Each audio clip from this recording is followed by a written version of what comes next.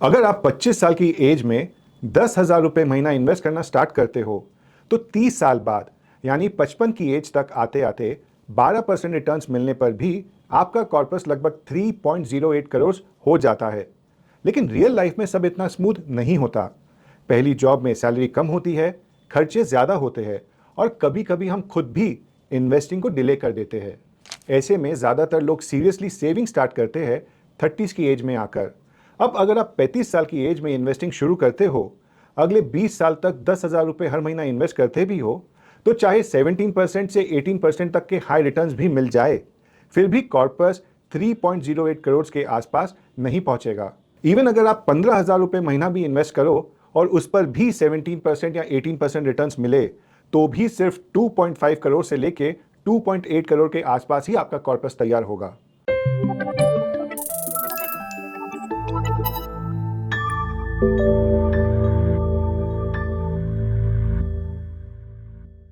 Hello and welcome to ET Money Hindi.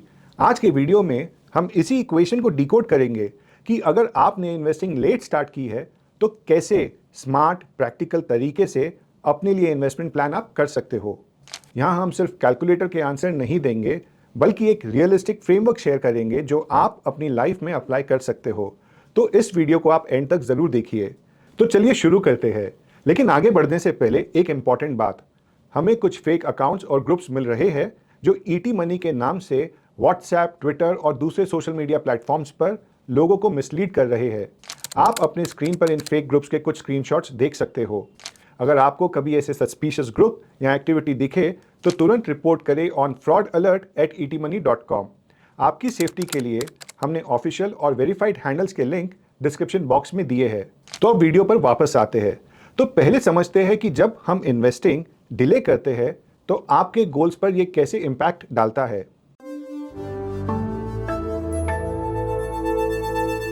जब हम अपनी पहली जॉब ज्वाइन करते हैं तब सैलरी हमेशा कम रहती है और खर्चे हमेशा ज्यादा।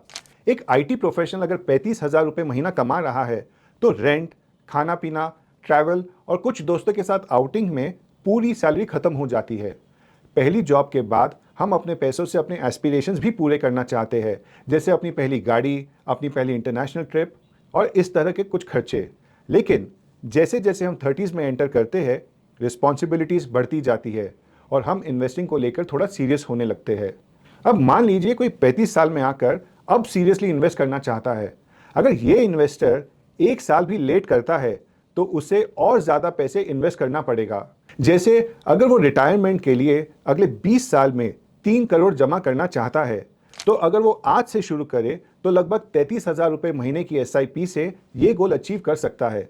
लेकिन अगर वही इन्वेस्टर सिर्फ 1 साल भी डिले करता है तो उसे लगभग 38,000 हर महीने इन्वेस्ट करना पड़ेगा।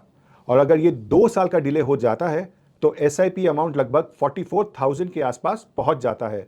मतलब जितना देर करोगे उतना ज़्यादा प्रेशर आप पे बढ़ेगा। इसीलिए जल्दी स्टार्ट करने का फायदा तो होता ही है। लेकिन अगर आप लेट हो गए हो तो इसका मतलब ये नहीं है कि आप अब ये टारगेट अमाउंट अचीव नहीं कर पाओगे। नेक्स्ट सेक्शन में बात करते हैं कि इस डिले को आप कैसे कवर कर सकते हो और अपने लिए वेल्थ कैसे प्रैक्टिकली बिल्ड कर सकते हो। अब वेल्थ बिल्ड करने का फॉर्मूला हम सबने कभी ना कभी स्कूल में पढ़ा जरूर है। तब ये सिर्फ एक मैथ इक्वेशन लगती थी, लेकिन जब पैसा कमाने की जिम्मेदारी आती है तो सबको इसको समझना जरूरी हो जाता है। इस फॉर्मूला में 3 चीजें होती है, पी, आर और एन। अब पी का मतलब है प्रिंसिपल, यानी वो पैसा जो आप इन्वेस्ट करते हो। आर का मतलब है रिटर्न्स, जो मार्केट डिसाइड करता है। और एन का मतलब है नंबर ऑफ ईयर्स, यानी कितने टाइम तक आप इन्वेस्ट कर सकते हो। अक्सर हम आर और एन पर ज्यादा फोकस करते हैं। अगर आप दुनिया के सबसे लकी इन्वेस्टर होते और परफेक्ट टाइमिंग आपको मिलती तो पिछले 20 साल में इक्विटी फंड्स में जो मैक्सिमम रिटर्न्स आपको मिला है वो लगभग 20% के आसपास है। मतलब आर की भी एक लिमिट होती है। फिर आता है एन, यानी कि टाइम। आप चाहे कितने भी प्लानिंग कर लो, इन्वेस्टिंग का विंडो हमेशा आपका लिमिटेड ही होता है। आप तब तक ही इन्वेस्ट कर सकते हो जब तक आपके पास रेगुलर इनकम आ रही है। अगर आप 30s में हो तो रफली 20 या 25 साल तक ही एक्टिव इन्वेस्टिंग पॉसिबल है। अब इस पूरी इक्वेशन में बचा है सिर्फ एक वेरिएबल, वो है पी, यानी कि प्रिंसिपल। ये वही पार्ट है जहां आपके पास थोड़ा कंट्रोल होता है। जितना ज़्यादा आप इन्वेस्ट करोगे, उतना बड़ा आपका फाइनल कॉर्पस बनेगा। इसलिए इन्वेस्टिंग में फोकस हमेशा उस चीज़ पर होना चाहिए जो आप कंट्रोल कर सकते हो, जैसे आपका प्रिंसिपल, ना कि उन फैक्टर्स पे जो आपके हाथ में नहीं है, जैसे रिटर्न्स और टाइम। अब चलिए नेक्स्ट सेक्शन में बात करते हैं कि पी यानी प्रिंसिपल अमाउंट को आप कैसे प्रैक्टिकली बढ़ा सकते हो। अब हर साल जब हमारी सैलरी बढ़ती है तो हमारा लाइफस्टाइल भी थोड़ा अपग्रेड हो ही जाता है, नए खर्चे भी ऐड हो जाते हैं। पर एक सिंपल रूल हमेशा याद रखिए, सैलरी बढ़े तो खर्चों के साथ अपना एसआईपी अमाउंट भी बढ़ाओ। हर साल अपनी एसआईपी में कम से कम कोशिश करो कि 10 से 15% तक का आप स्टेप अप कर सको। ये छोटी सी आदत लॉन्ग टर्म में एक बड़ा डिफरेंस क्रिएट कर सकती है। अगर सिर्फ एक सिंपल इंडेक्स फंड में भी आप 10,000 रुपये महीने इन्वेस्ट करते हो, जैसे मान लीजिए निफ्टी 50 इंडेक्स फंड में, और एवरेज आपको हर साल 10% का रिटर्न भी मिल रहा है, और आप 10% से इसे स्टेप अप करते हो, तो अगले 20 सालों में आपका लगभग 1.5 करोड़ का कॉर्पस हो जाएगा। इसके अलावा एक और स्मार्ट तरीका है बोनस या इंसेंटिव का यूज़। जब भी बोनस मिलता है, हमारा पहला थॉट कुछ ऐसा होता है कि नया गैजेट या वेकेशन प्लान कर ले। ये सोच गलत नहीं है, लेकिन कोशिश करो कि हर बोनस का कुछ हिस्सा इन्वेस्टमेंट में आप यूज़ कर सको, क्योंकि ये पैसा आपके रेगुलर बजट का पार्ट नहीं होता। इसीलिए इसे इन्वेस्ट करना रिलेटिवली ईजी होता है। और तीसरा तरीका है अपनी स्किल्स में इन्वेस्ट करना। अब करियर ग्रोथ और इनकम ग्रोथ दोनों एक ही डायरेक्शन में चलते हैं, इसीलिए ये आपके वेल्थ बिल्डिंग का पावरफुल मल्टीप्लायर है। अगर आप अपनी जॉब में नए स्किल्स सीखते हो, सर्टिफिकेशंस करते हो या साइड में प्रोजेक्ट्स हैंडल करते हो, तो आप अपनी अर्निंग्स और इन्वेस्टिंग कैपेसिटी दोनों बढ़ा रहे हो। आजकल फ्रीलांसिंग और ऑनलाइन प्रोजेक्ट्स के थ्रू एक्स्ट्रा इनकम कमाना पहले से बहुत ईजी हो गया है। जिस स्किल में भी आप स्ट्रांग हो, उसकी ट्रेनिंग देकर या साइड हसल शुरू करके भी अर्निंग्स बढ़ाई जा सकती है। मैं यहाँ आपके साथ अपने एक दोस्त का एक्सपीरियंस शेयर करना चाहूँगा। मान लीजिए उसका नाम वरुण है और आज उसकी एज 43 ईयर्स है। अब वरुण ने 35 साल तक कोई सेविंग्स नहीं की थी, लेकिन 35 साल में उसको एक अच्छी जॉब लग गई जहाँ उसकी सैलरी 3 साल में डबल हो गई। उसने स्टार्ट तो किया था 20,000 की एसआईपी से, लेकिन आज वो 55,000 इन्वेस्ट कर रहा है। इस हिसाब से उसने लगभग 14% से अपना एसआईपी अमाउंट बढ़ाया है। आज उसका पोर्टफोलियो करीब 50 लाख के आसपास पहुंच गया है। यहाँ कुछ चीज़ें वरुण के फेवर में काम की। पहला, एक अच्छी जॉब जो उसे अपने स्किल्स बढ़ाकर मिली थी, इससे उसको सैलरी इंक्रीमेंट अच्छा मिलता गया। दूसरा, मार्केट पिछले 5 साल से अच्छा कर रहा है। ओवरऑल उसके रिटर्न्स भी करीब 60% रहे हैं। अब मान लीजिए कि कोई 25 साल की एज में इन्वेस्ट करता, तो 5,000 की मंथली एसआईपी करने पर 18 साल बाद वरुण जितना ही कमा पाता, अगर उसे भी 16% रिटर्न्स मिलते। अब ये एक रियल एग्जाम्पल बताता है कि लेट स्टार्ट करने पर भी आप अच्छा कर सकते हो, लेकिन इसके लिए आपको इन्वेस्टमेंट अमाउंट तेज़ी से बढ़ाना पड़ेगा।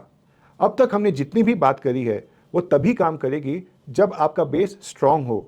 इसीलिए सबसे पहले अपना इमरजेंसी फंड आप रेडी रखिए। कम से कम 6 महीनों के खर्चे का पैसा आप साइड में रखिए। ये पैसा तब काम आता है जब कोई मेडिकल इमरजेंसी हो या जॉब लॉस जैसे सिचुएशन आ जाए। अगर ये बफर नहीं होगा तो आपका पूरा इन्वेस्टमेंट प्लान रुक सकता है। इसके साथ ही एक हेल्थ इंश्योरेंस और एक टर्म प्लान लेना ज़रूरी है। ये दोनों आपके और आपकी फैमिली के लिए फाइनेंशियल प्रोटेक्शन का काम करता है। और आज हेल्थ इंश्योरेंस और टर्म इंश्योरेंस दोनों ही आप ईटी मनी प्लेटफॉर्म पर खरीद सकते हो। इसके बाद अगर आपका कोई क्रेडिट कार्ड या पर्सनल लोन चल रहा है तो पहले उसे क्लोज करने की कोशिश कीजिए, ताकि आप अपनी इन्वेस्टिंग शांति और एक स्ट्रांग बेस के साथ स्टार्ट कर सके। तो अब हम इस वीडियो के फाइनल पार्ट पर आ चुके हैं। अब देखिए, इन्वेस्टिंग में शुरू करने का कोई परफेक्ट टाइम नहीं होता। हर किसी के लाइफ में अपनी प्रायोरिटीज होती है। कभी जॉब स्टार्ट लेट होता है, कभी रिस्पॉन्सिबिलिटीज बढ़ जाती है, कभी हम इन्वेस्टमेंट डिले कर देते हैं। अगर आपके पास 15 से 20 साल का समय बचा है तो वो भी काफ़ी होता है। ये सोचने में आप अपनी एनर्जी मत वेस्ट कीजिए कि मैंने लेट स्टार्ट किया है या मुझे रिटर्न ज़्यादा कहाँ से मिलेंगे। ये सब सेकेंडरी है। रियल फोकस होना चाहिए कि आप अपनी इन्वेस्टमेंट्स कैसे बढ़ाओगे, और यही आपकी वेल्थ इक्वेशन का असली आंसर है। अब हो सकता है कि आपके पास भी कुछ इंटरेस्टिंग आइडियाज़ या यूनिक तरीका हो अपनी वेल्थ बढ़ाने का। ये हमारे साथ कमेंट्स में ज़रूर शेयर कीजिए। और अगर आपको ये वीडियो हेल्पफुल लगा तो इसे लाइक करना मत भूलिए और इसे ज़रूर शेयर कीजिए। मिलते हैं अगले वीडियो में। Mutual fund investments are subject to market risks. Read all scheme-related documents carefully.